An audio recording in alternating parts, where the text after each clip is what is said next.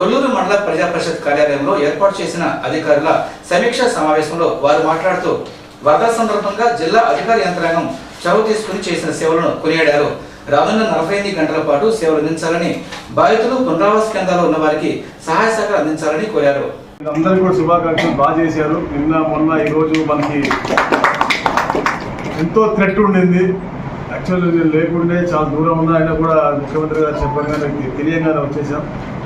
అద్భుతంగా ఒక టీమ్ కోఆర్డినేషన్తో అందరూ కూడా, అంటే వాళ్ళ కుటుంబంలో సమస్య ఉంటే ఎట్లా పనిచేస్తారు. అందులో ముఖ్యంగా నేను కొంచెం భయపడ్డాను. ఎందుకంటే అందరు ట్రాన్స్ఫర్ మూడ్లో ఉన్నారు కాబట్టి, వెళ్ళిపోయే మూడ్లో ఉన్నారు, కొందరు వచ్చే మూడ్లో ఉన్నారు కాబట్టి పెద్దగా శ్రద్ధగా పనిచేయలేమో. కానీ ఒక నాయకుడు గట్టిగా ఉన్నప్పుడు, పైన దార్శనికులు ఉన్నప్పుడు తప్పకుండా బాధ్యత తీసుకుని చేయాలనే లక్ష్యంతో మీరందరూ కూడా టీం వర్క్ చేసినందుకు అండ్ రేబుల్ గైడెన్స్ ఆఫ్ మురళి గారు అండ్ తుషార్ గారు ఈ జిల్లా ఇంత అంటే నేను అనుకోవటం బయటపడ్డాము మనం అనుకుంటాము. అయినా కూడా ఇంకా మనం 48 అవర్స్ కొంచెం జాగ్రత్తగా అప్రమత్తంగా ఉండాలి.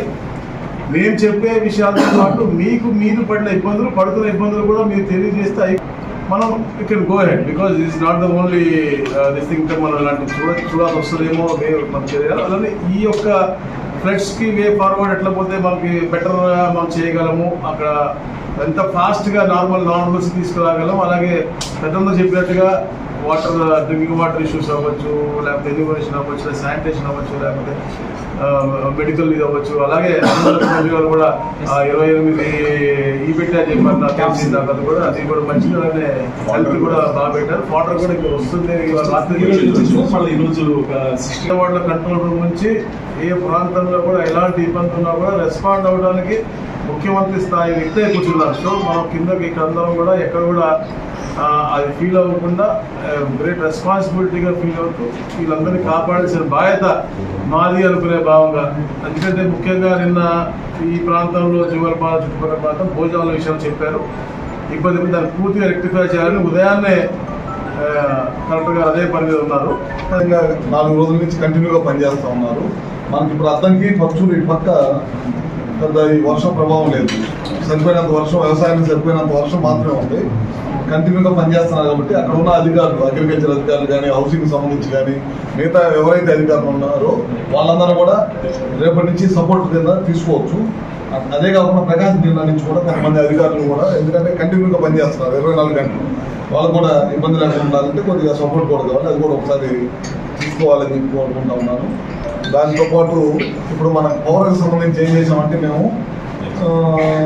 ఈపీడీఎస్, ఎస్పీడీఎస్ఎల్ నుంచి మ్యాన్ పవర్ని తీసుకున్నాం. దాదాపు 1000 మందిని తీసుకున్నాం. లైన్ మ్యాన్లు కానీ, లేకపోతే ఇతర అధికారులు కానీ అట్లానే తీసుకొని రేపటి నుంచి ఎప్పుడైతే వాటర్ తగ్గిందో ఆ రోజు నుంచి వాటర్ ఫోర్స్ మీద పనిచేయమని చెప్పి చెప్తున్నాం. నేను మన ఈపీడీఎస్ఎల్ తేజ గారు కూడా వచ్చినట్టున్నారు కదా, ఇక్కడ కూడా వచ్చి ఆయన కూడా ఒక ఫీల్డ్ విజిట్ చేశారు. ఆయన కూడా గుంటూరులోనే ఉండి నేను పర్యవేక్షిస్తానంటున్నారు. దాంతోపాటు పవర్ కి సంబంధించి అది ఈ 24 గ్రామాల్లో జనరేటర్లు పెట్టారు.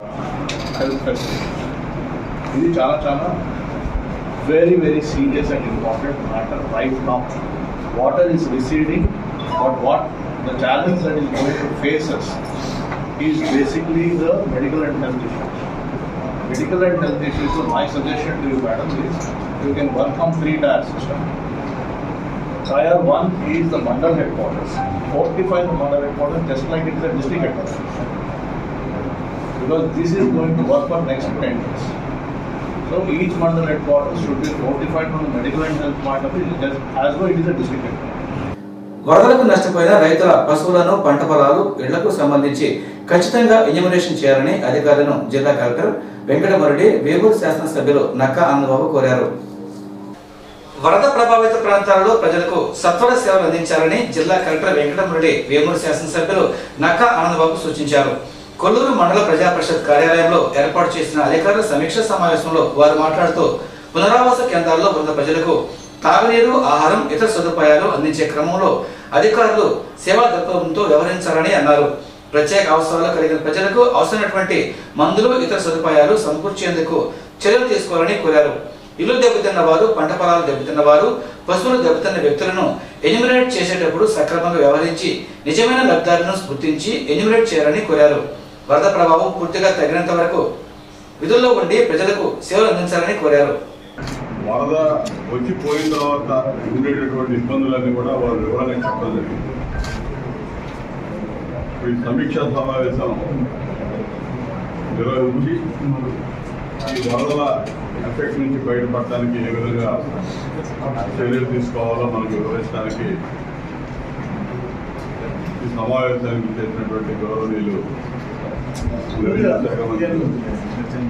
ప్రసాద్ గారు, కుమార్ గారు, ఎంపీ గారు, ఎస్పీ గారు అందరూ కూడా సమీక్ష నిర్వహిస్తూ ఉన్నారు.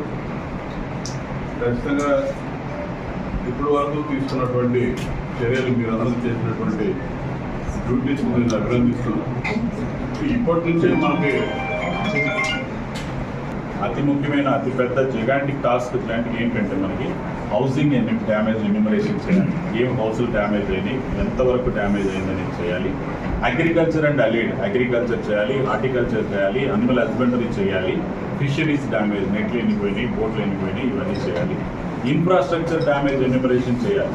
Housing, R&B roads, Panchayati Raj roads, irrigation, education buildings, అట్లనే వెల్ఫేర్ హాస్టల్ బిల్డింగ్స్, ఇంకా ఏదైనా డిపార్ట్మెంట్ బిల్డింగ్స్, ఆఫీసెస్ డ్యామేజ్ అయినాయి అని కంప్లీట్ ఎన్యూమరేషన్ చేయాలి. చాలా పెద్ద టాస్క్ చేయాలి. ఊహించని వరదల కారణంగా జనజీవనం అస్తవ్యస్తమైందని రాష్ట్ర రెవెన్యూ శాఖ మంత్రి అనగాని సత్యప్రసాద్ అన్నారు. సోమవారం అర్ధరాత్రి కృష్ణానది కరకట్టపై గస్తీ నిర్వహించారు. అల్పపీడన ప్రభావం, అధిక వర్షాల నేపథ్యంలో కృష్ణానదికి చరిత్రలో ఎన్నడూ లేని విధంగా వరదలు సంభవించాయి.